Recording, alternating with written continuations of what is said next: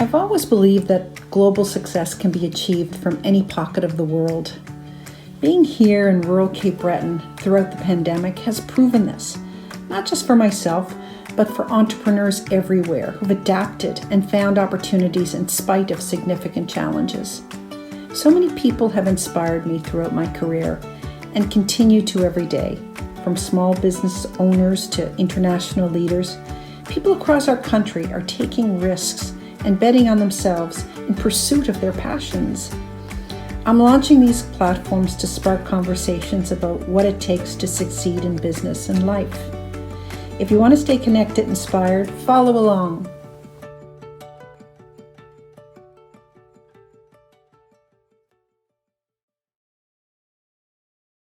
Today I'm going to be talking to one of the smartest and most wonderful people I know, my sister Dorothy. She's my big sister, my biggest supporter, and my best friend. Prior to retiring, she was an incredible educator and school administrator. She graduated top in her class, married her high school sweetheart, and raised 2 beautiful boys, all while inspiring thousands of students. She's always been an inspiration to me and many others, as she now has taken up a passionate role in community development. She's part of the Cape Breton Voices. I want to have her as my first guest so we can dive into our background and our life together, growing up, 5 of us, on a farm, and talk about what motivates and drives me. Dorothy is good for the soul and someone I would bet on any day of the week.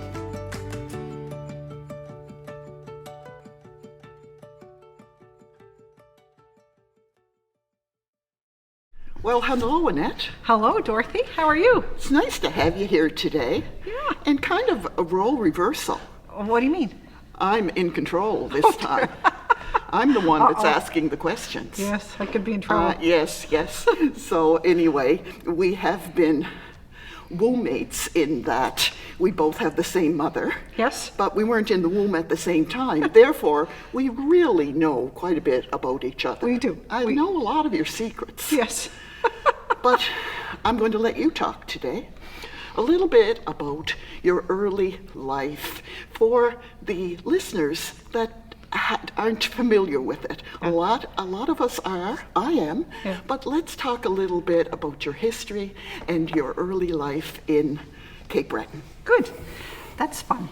So I was born in North Sydney, the middle kid of 5 of us. So between 2 brothers, Dorothy you were the oldest, and then my brother Turk, and then me, and my brother Andy, and brother Stephen. And so have been big influences in my life. But look, when we were young, we had the most amazing upbringing, huh, Dorothy?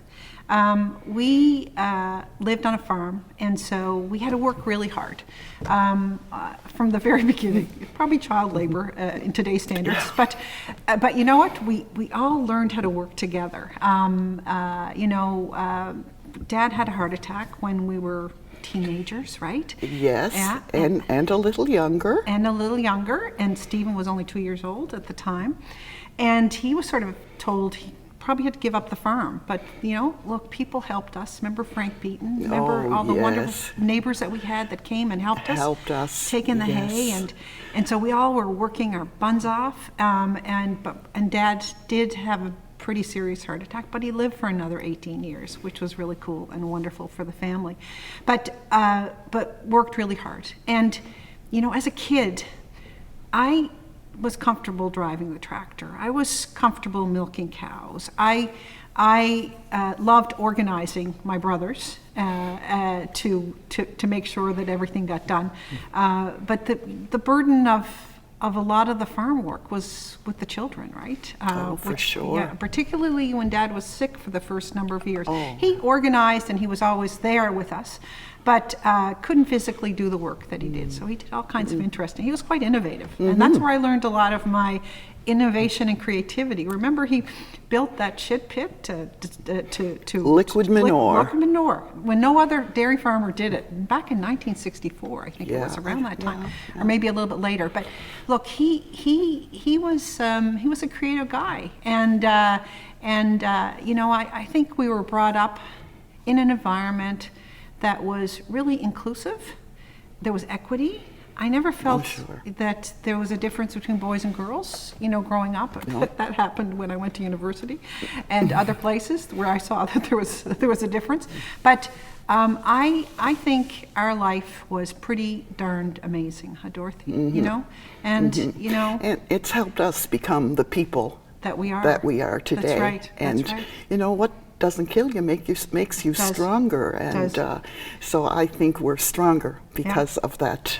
My nickname, remember, was Poopy, because I did stink like a cow when I go to school, and I played basketball, and then it would really get bad because you could never get the shit out from underneath your nails. I know, right? because you had to get up so early, You did. milk all those cows with our brother, Yes.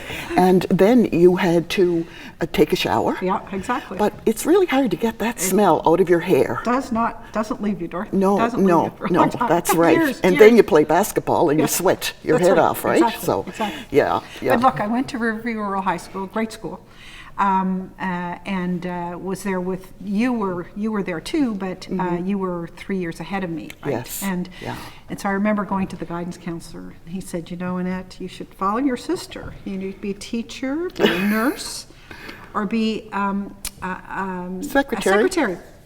So I said, I like math, and I like sciences, and I like biology, and I'm sort of, and I said, there's this thing called accounting, yeah, and the guidance counselor said, Annette, that's for boys, and you know, it's an area that you won't do well in. It was so interesting, huh? Back then, that's the way it was. That's the way it was. It was, yeah. So, but I didn't listen to him, and went off to university.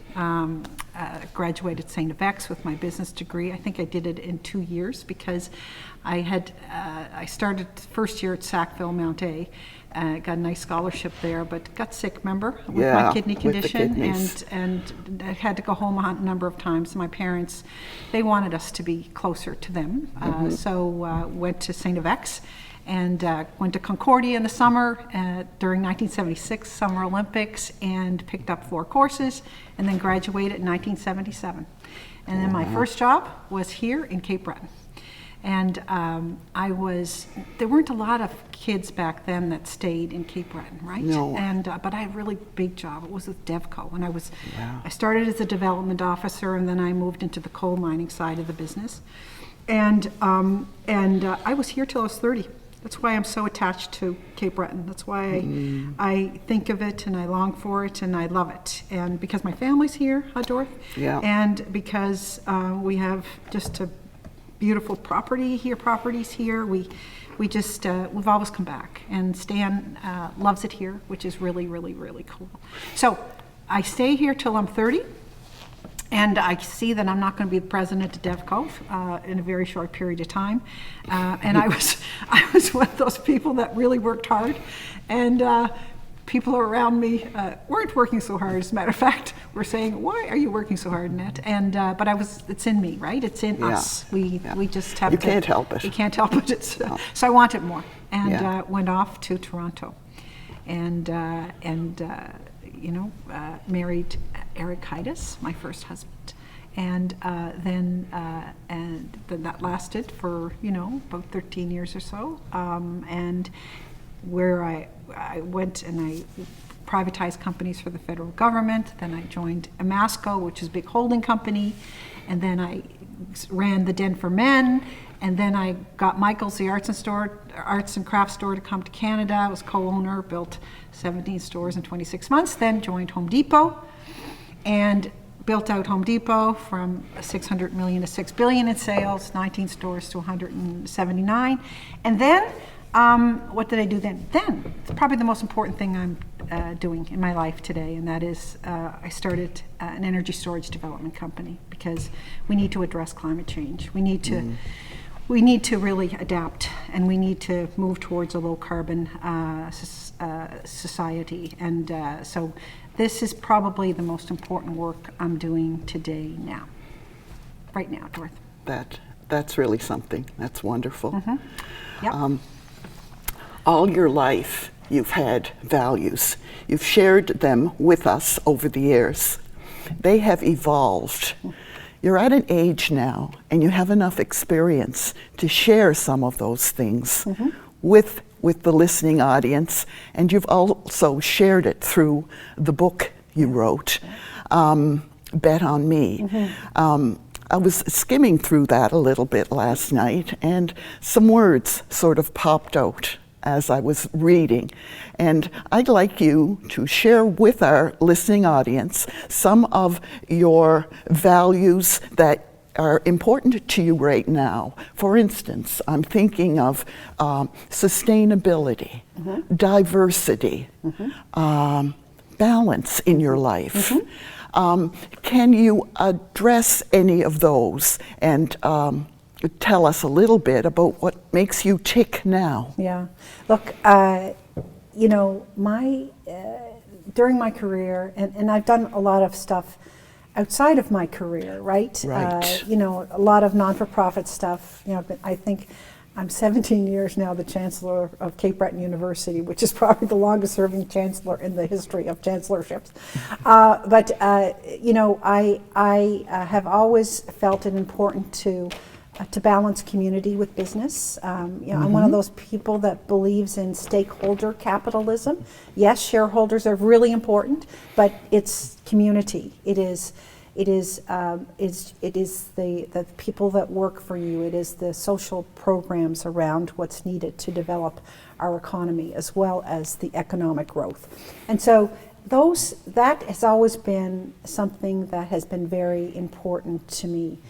Even at DevCo, I guess not in the beginning. In DevCo, I knew that coal was eventually going to not be sustainable. I knew that back 30 years ago, and so here we are today, right? Making that transition, and so there are just so many things that are that we have to think through differently in terms of our society, and I really believe that we are in a place now where the earth is saying to us, Mother Earth is saying to us, as the Mi'kmaq would say, you've taken too much, time to give some back.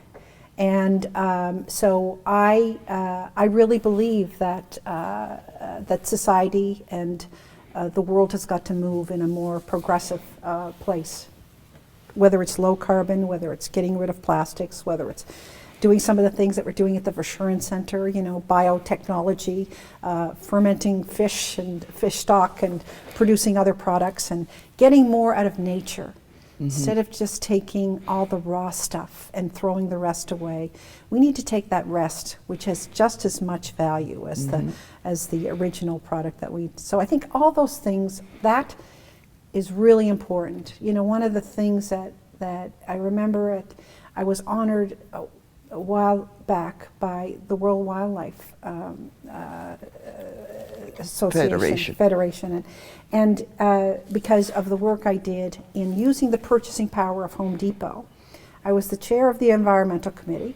We were getting wood fiber or lumber from places that were like the Amazon and places like that, where there wasn't a sustainable way to replenish that. It was exploitation. It was exploitation, right? And so we said to all of our vendors, give you 2 years, you need third-party certification that your woodland management practices are sustainable. Almost everybody did it. And so it changed the way the wood was being accessed all around the world. And so Home Depot started that, and then Lowe's and other big companies all followed, right? Wow. Isn't that cool? But the power of business. Yes, I know. The power of business, if it works in the right direction. So, exactly. It's an excellent example of purpose over profit. Yeah, purpose and profit together. You have to make money, Dorothy. You know that. Yeah, huh? yeah. But you can do it in much more responsible ways. Yes. Another big thing that has, I have seen the potential of women. Oh my God, and underestimated talent that we have not brought up to the leadership ranks of the world. Right? Here I am, little kid from Cape Breton, farmer's daughter, first, you know, immigrant's daughter, and I have been in the upper echelons of business, and I'm on a number of boards. You know that I'm on many boards, and I just can't get over that we don't see the potential of women in the same way that I see the potential of women. It's changing, it's improving. You know, a lot of companies have 30% women on boards, but in C-suites around the country, not enough, in my opinion. And they have just as much capacity. Maybe, you know, look, men and women working together, there's nothing better. So yin and yang. Yin and yang. And so I have been always in a leadership position. So I control this more than most other people do. I was the president of Michaels, I was the president of Home Depot, now I'm the president of NRStor. And so I make that happen because I'm a woman. Now, it's not all women at all. It's women and men working together. And I find these gems, you know, all through my organization, and I grow and develop them. And they don't even know the potential that they have. That's why I wrote the book, Dorothy. The book was, everybody wanted me to talk about, you know, and to mentor them, and how was I going to do that, right? How was I going to do that? And so you helped me with the book, and we wrote this book, and because I wanted to respond and to say, anybody can do it if they wish to do it, if they want to do it. And we just need a lot more diversity at the top, a lot more women in leadership positions, and this is something that I've been I'm really pushing hard on childcare right now. I'm trying to influence policy, government policy in that direction. Women have really suffered in this pandemic, more than men. And we got to change that, huh? And it's because the systems are not in place to support their development and to support parents. So there are a million things that need to be done, but this is part of my filter system, Dorothy.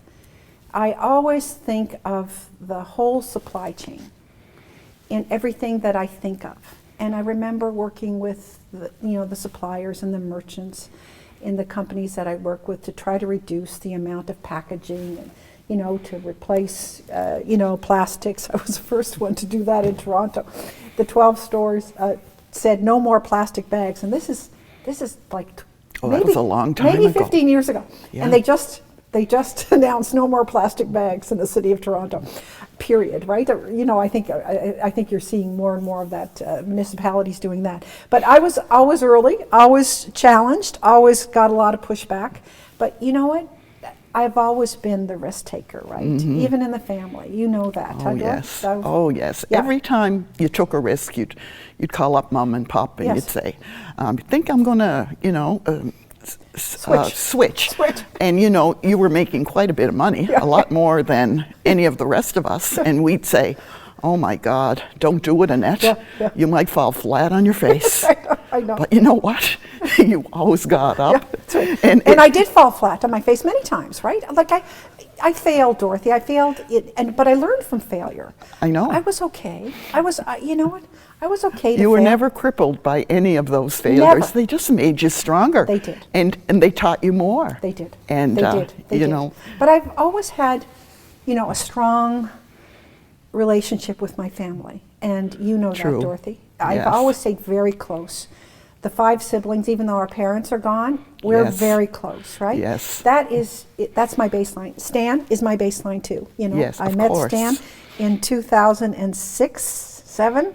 We eloped, got married, went to Barbados, didn't tell anybody, and that was probably one of the happiest days of our lives. So I remember getting the email. Yes. You sent it to my brothers and I. Yeah. And I forget what you said. Bad in Barbados. Bad in Barbados. And there you were in front of a chapel with a white dress on, standing next to Stan. But you didn't say, I got married. No. You just said, bad in Barbados. Yeah. And we looked at each other, and we had no clue. Oh, my God. Could it be that she's married? Yeah. And it was just a slip of a dress that you picked up in Toronto. That's right. It was a $200 dress. Yeah. Oh, God. It was so much fun. That was fun.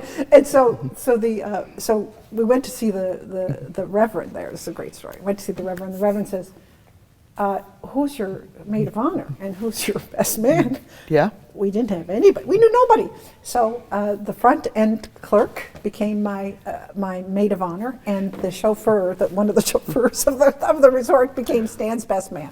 You should see. It's just a wonderful. It was the most amazing wedding, and but look, fun. I think I've always been able to laugh, Dorothy. Yeah. I always laugh when I'm in trouble, which I am. Often under stress, I've learned how to laugh. Stan makes me laugh.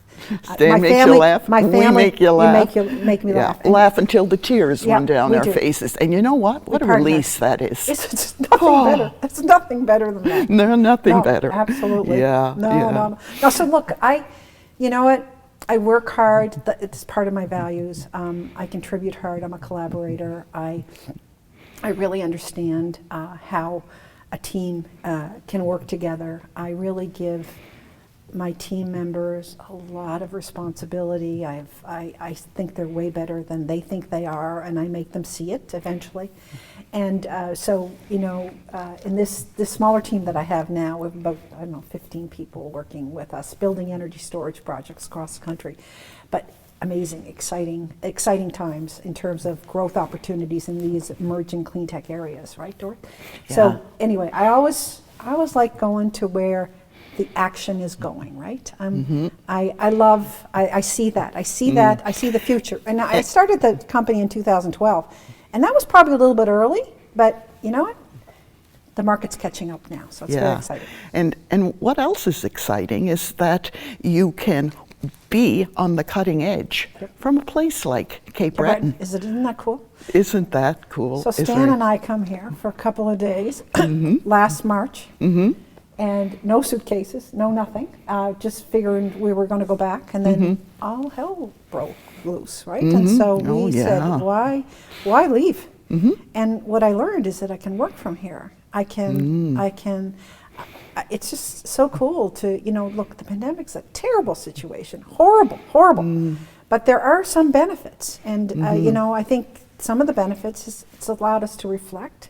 I think some benefits are that people are thinking about what they want in life going forward. That's why Cape Breton is becoming such a place of destiny, right? I mean, I don't know if there's any real estate. Destination. I don't know if there's any real estate left on the island. It just goes as quickly, sight unseen, and it's really quite amazing. Yeah. Quite amazing. And so, look, this is a precious place, and I talk to my friends in Toronto, and they don't have much of a life, right? And their restrictions are greater. And here, I don't know when the last time there was a case. I don't know. Quite a while ago. They're usually related to travel. Yes. We have excellent political leadership in the Atlantic region. Yes, we do. Yeah. And we're a big success story. And we are a big success story. Now there's a whole lot of factors involved in that. Yes, there are. It's not there's no simple reason. Being an island and surrounded by Atlantic Ocean, I don't think that hurts a whole lot. Yeah. But we're really lucky, and we're also grateful. Yeah, we are. For being able to live here and we can live relative freedom. Yes, we are. We're living. We can go to the theater here. I know. We can have dinner theater. We can we can do things that other people cannot do. We can go to the mall. We can but I don't think I've ever seen anybody in a public place without a mask on. We follow the rules. Well, yeah, we do. We keep physically distance, and we are really careful. Yeah. We don't have a whole lot of people here that fight that disagree with this. That disagree with it, and so that's just accepting. Yeah, they're very accepting society because they care about their neighbors. I know. And their community. And isn't that a wonderful way to be? It is. Yeah. So talk a little bit about the reason you've decided that now is a good time. Why is this series of podcasts coming about right now in history here in Cape Breton? You've been here for a whole year. Yeah. Talk about that. So, Dorothy, I wrote the book. We wrote the book in 2017, right? Basically, you wrote the book, but anyway. But bet on me, and it was it was received well, and it was a finalist in one of the best business book of the year. But I didn't have time to spend time thinking about it and to spend time doing much on it. And I'm here in Cape Breton, and a bunch of people said to me, I think it was Danielle Patterson and Danielle Johnson, has cornered me at a party one night and said, Annette, why don't you do a podcast from Cape Breton? And you're here, and you can talk about the community. You can talk about I'm a big believer in small and medium-sized company growth, and the entrepreneurship that's happening here is amazing. Mm-hmm. The young people are seeing that this is a great place to be, and that you don't have to leave, mm-hmm. that you can work in this virtual world in a much different way.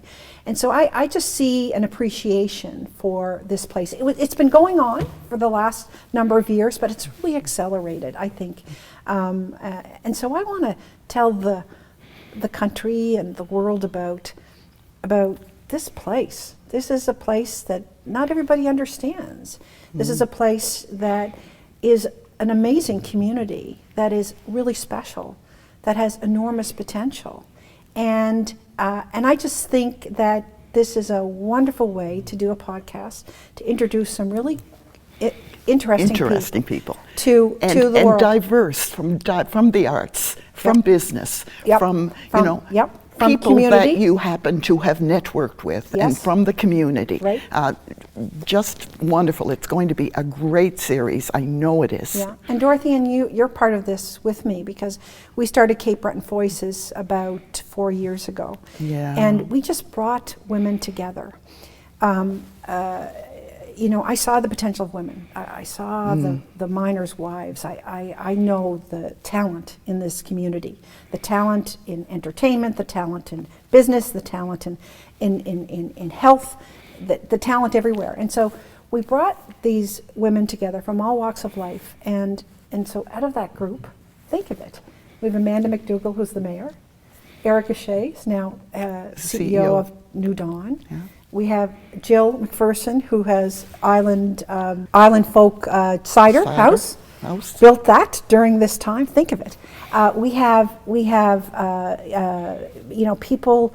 It's amazing. Beth Mason, who is the president and CEO of Verschuren Center. Callie Wang, built producing microgreens in her basement. Like, think of it. Like, it's really amazing. And we could go on and on. We could go through the whole list. Nadine, who's got the big job, she's Truro, but she's still living in Cape Breton. And our two members in Halifax who have moved on. Yep, Sarah Pike and Chloe.